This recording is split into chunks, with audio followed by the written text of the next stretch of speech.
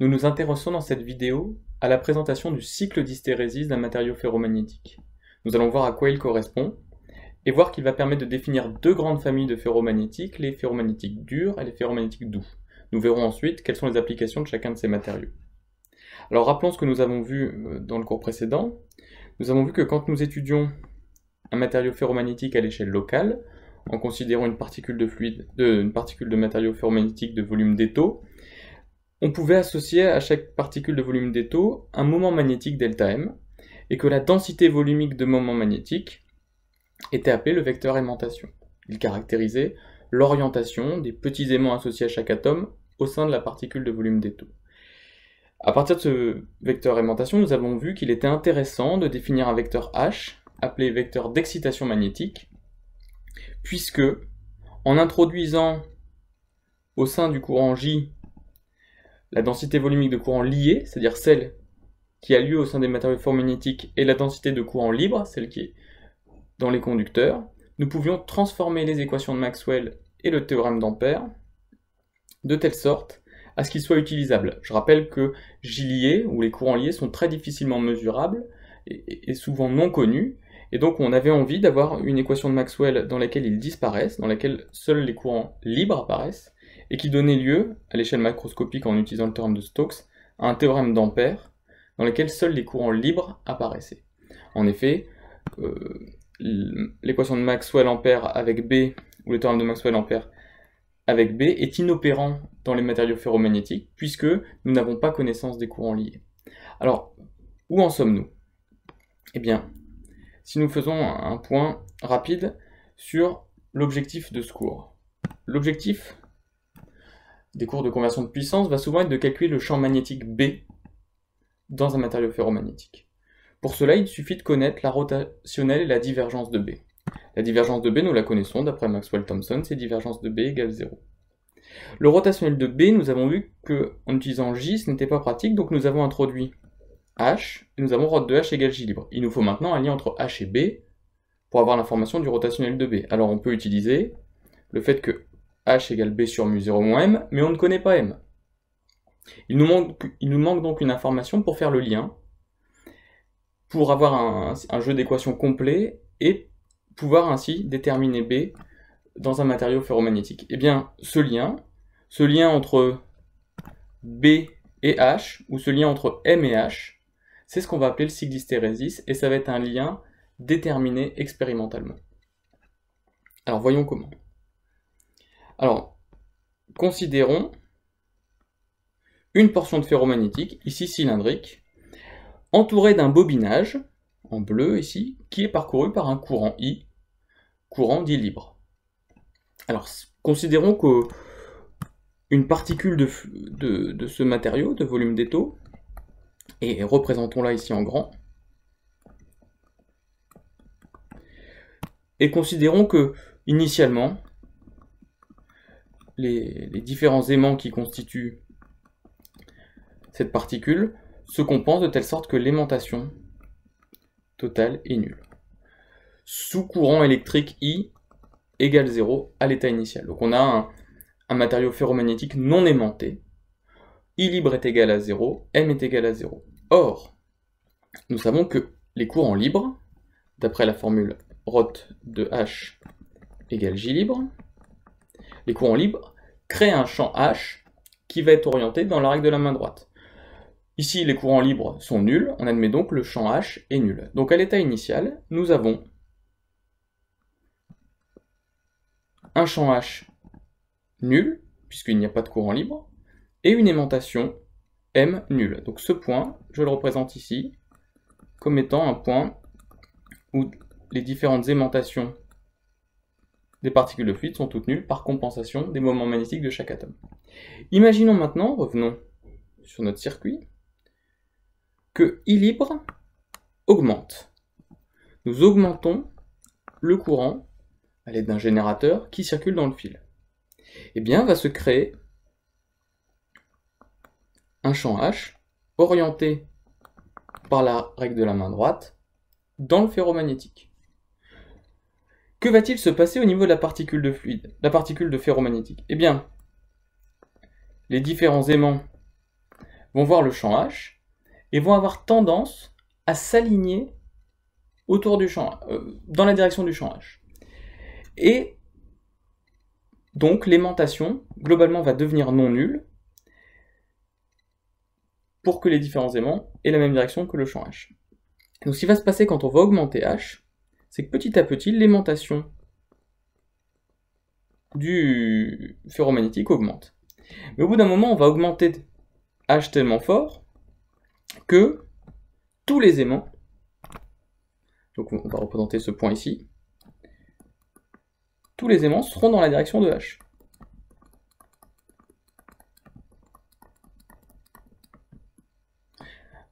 Et on aura beau augmenter encore davantage le champ H, le champ d'excitation H, eh bien on arrivera à une saturation de l'aimantation et du matériau.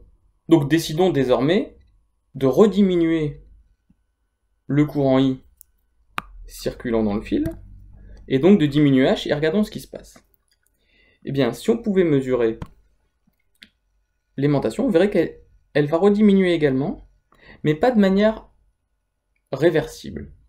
En fait, il faut imaginer que les petits aimants, donc les petits atomes qui constituent le matériau ferromagnétique, ont beaucoup d'interactions les uns avec les autres, ils sont un peu comme dans une sorte de glu, ils ont du mal à se déplacer, donc en fait, ils n'arrivent pas à avoir une transformation réversible. Le retour ne correspond pas à l'aller, et donc, on va arriver à un moment donné où ici, H sera égal à 0, et pourtant, il y aura encore une orientation majoritaire vers le haut des petits aimants. Alors, ce ne sera plus complètement aligné comme dans le cas précédent, mais il y aura une orientation résiduelle de M vers le haut. Si on veut vraiment revenir à une aimantation nulle, il va falloir encore diminuer H, c'est-à-dire le faire devenir négatif en mettant un courant I, cette fois-ci à cet endroit-là, négatif dans le fil, de telle sorte qu'on diminue H. Puis, si on diminue vraiment beaucoup H, maintenant ce qui va se passer, c'est que dessinons ce point ici, tous les aimants maintenant vont être orientés vers le bas,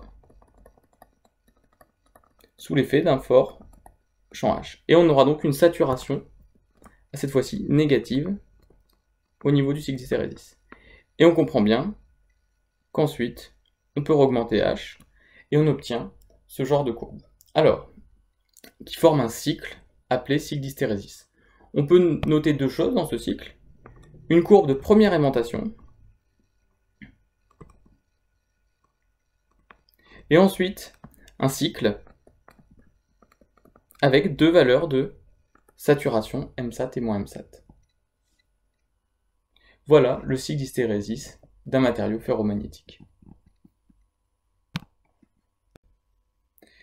Donc résumons ce que nous venons de dire. Nous venons de voir qu'en partant d'un matériau ferromagnétique non aimanté et en imposant un champ H, nous allions faire apparaître la courbe de première aimantation dans le plan M en fonction de H. Puis ensuite, en refaisant diminuer puis augmenter H successivement, on voit l'apparition d'un cycle qui se trace dans le plan M de H. C'est le cycle d'hystérésis du matériau ferromagnétique. Donc là, nous avons la relation M en fonction de H.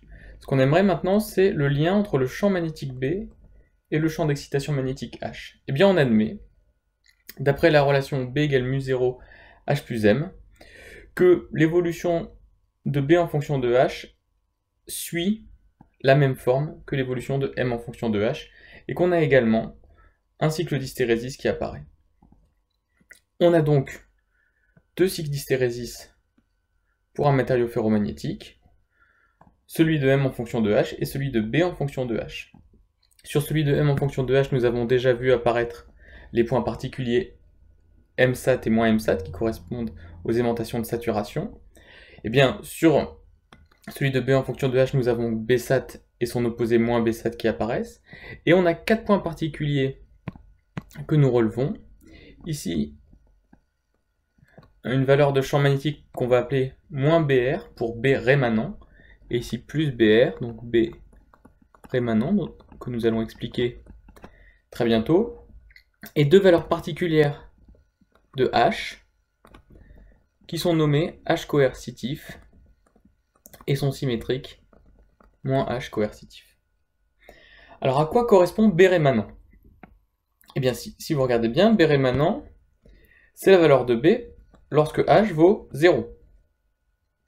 Donc B rémanent, c'est la valeur de B telle que H égale 0. Or, H est nul si le courant libre qui crée H est nul. H égale 0 va impliquer ici que I égale 0. Donc qu'est-ce que ça veut dire que B rémanent est nul? Ça veut dire que, souvenez-vous, le matériau ferromagnétique est entouré d'un bobinage. Eh bien, ça veut dire que si on met I égale 0 dans le bobinage, ou alors, c'est-à-dire si on enlève le bobinage, le champ magnétique rémanent est celui qui reste lorsqu'on a enlevé le bobinage. C'est-à-dire qu'il reste dans le matériau un champ magnétique B rémanent, malgré le fait qu'il n'y ait plus de bobinage autour du ferromagnétique. Donc, ça va nous servir à quoi? Ça va nous servir à fabriquer des aimants permanents. Ce seront des matériaux qui posséderont une aimantation propre, indépendamment de toute excitation magnétique par des bobinages parcourus par des courants libres. Donc, il est intéressant pour fabriquer des aimants permanents d'utiliser des matériaux avec un champ rémanent élevé. Une autre application des matériaux ferromagnétiques est de guider le champ magnétique, c'est-à-dire que par exemple on va avoir un bobinage qui va créer un champ magnétique, et on veut guider ce champ magnétique vers un autre bobinage. C'est le principe, on le reverra un peu plus tard dans l'année, du transformateur. Eh bien on peut aussi, pour faire cela, utiliser ici un matériau ferromagnétique que je vais assurer. Là le rôle du matériau ferromagnétique ne sera plus de créer un champ magnétique comme dans un aimant permanent, mais uniquement de guider le champ magnétique créé par un autre système, en l'occurrence ici le bobinage 1. Dans ce cas-là, on a besoin d'un ferromagnétique qui ne possède pas de champ magnétique rémanent propre. On ne veut pas qu'il rajoute son champ magnétique au champ magnétique du bobinage 1, on veut juste qu'il guide le champ magnétique. Et bien dans ce cas-là, on aura besoin de matériaux ferromagnétiques qui possèdent un B rémanent très faible. Donc si on résume, B rémanent élevé sera très utile pour fabriquer des aimants permanents. B magnétique, B rémanent faible sera plutôt pour utiliser le ferromagnétique afin de canaliser les lignes de champ de B. Ça, nous y reviendrons plus tard dans l'étude des utilisations et des applications des matériaux ferromagnétiques. Donc qu'est-ce que ça veut dire un B rémanent élevé ou un B rémanent faible? On va le voir tout de suite, ça va dépendre de la forme du cycle d'hystérésis. On va avoir des matériaux ferromagnétiques qui vont avoir un cycle d'hystérésis large, et donc un B rémanent élevé, et des matériaux ferromagnétiques qui auront un cycle d'hystérésis étroit. C'est ce qu'on voit tout de suite, avec la notion de ferromagnétique doux ou dur. On appellera ferromagnétique dur un matériau ferromagnétique dont le cycle d'hystérésis est large, donc avec un B rémanent élevé, et qui va servir à faire des aimants permanents. On donne ici l'exemple des aimants permanents alnico. On appellera ferromagnétique doux, au contraire, un matériau ferromagnétique dont le cycle d'hystérésis est étroit. On a une représentation ici, et là, ils sont très pratiques pour des utilisations en termes de guidage du champ magnétique, notamment au sein des transformateurs. Alors, c'est intéressant d'étudier plus en détail cet exemple des ferromagnétiques doux. On voit que finalement la relation B de H est quasiment linéaire, et donc on va pouvoir avoir une petite équation mathématique qui va remplacer le cycle d'hystérésis et qui va modéliser la relation entre B et H dans un ferro doux. Donc dans un ferro doux, on s'aperçoit que finalement B et H sont reliés par une équation linéaire, et le coefficient de proportionnalité entre B et H, on va l'appeler mu, qui sera là, par définition, la perméabilité magnétique du matériau ferromagnétique doux. Et par définition, on appellera mu R égale mu divisé par mu 0, qui elle est la perméabilité magnétique du vide. Autrement dit, B sera aussi égal à mu 0, mu R, fois H. Alors là c'est une relation scalaire que nous écrivons, mais à chaque fois sur le cycle d'hystérésis, les grandeurs qui sont écrites sur les axes sont les projections des champs magnétiques et d'excitation magnétique sur un axe particulier, et donc cette relation s'étend au cas vectoriel. Alors prenons le cas de l'air. Alors l'air n'est pas un ferromagnétique, mais il est intéressant aussi d'avoir la relation entre B et H pour l'air. Alors on sait que H est égal à B sur mu0 moins M. Eh bien, l'air ne s'aimante pas. Sous l'effet d'un champ d'excitation, on néglige l'aimantation de l'air, et donc le vecteur aimantation est nul dans l'air. On en déduit directement que B égale mu0H.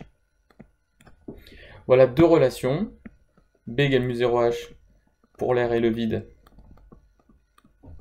et B égale mu-H pour un ferro doux, qui sont très utiles dans la suite du cours de conversion de puissance. En revanche, pour un ferro dur, on n'a pas de relation mathématique directe, et là on sera obligé d'utiliser la représentation graphique du cycle d'hystérésis. Donc on résume ce point dans la définition ci-dessous. Dans le cas d'un matériau ferromagnétique doux, la relation entre B et H peut s'écrire B égale mu0 fois mu-R fois H, avec mu-R, qui est de l'ordre de 10 puissance 5 environ pour les ferromagnétiques doux, et la perméabilité magnétique relative du milieu ferro-doux. Alors, quelle est l'unité de mu0 et de mu? C'est pour ça qu'elle n'est pas écrite ici. Eh bien, nous allons faire une petite analyse en termes d'unité. Si on se souvient l'étude du solénoïde infini, qui possède n spires par unité de longueur, on trouvait que l'expression du champ magnétique en son sein était de la forme mu0n. Si on se souvient aussi de l'expression du fluide B, qui, dans le cas où B est homogène sur une section plane, peut s'écrire B fois S, et qui est égal, dans le cas d'un flux propre, à l'inductance L fois le courant I, on a deux formules qui vont nous permettre de trouver la dimension de mu0. Donc, en supposant ces formules, on peut voir que si on a 1 sur S qui sera égal à mu0 n sur L, et donc finalement la dimension de mu0 sera la dimension d'une inductance divisée par une section, donc c'est-à-dire par une longueur au carré en termes de dimension, le tout fois 1 sur la dimension de n. Alors, n étant le nombre de spires par mètre, sa dimension c'est l'inverse d'une longueur. On s'aperçoit donc que mu0 s'exprime en Henri mètre-1, puisque ici les dimensions longueur se simplifient. On voit que mu0 a la dimension d'une inductance sur une longueur, c'est-à-dire qu'en unité, il s'exprime en Henri mètre-1.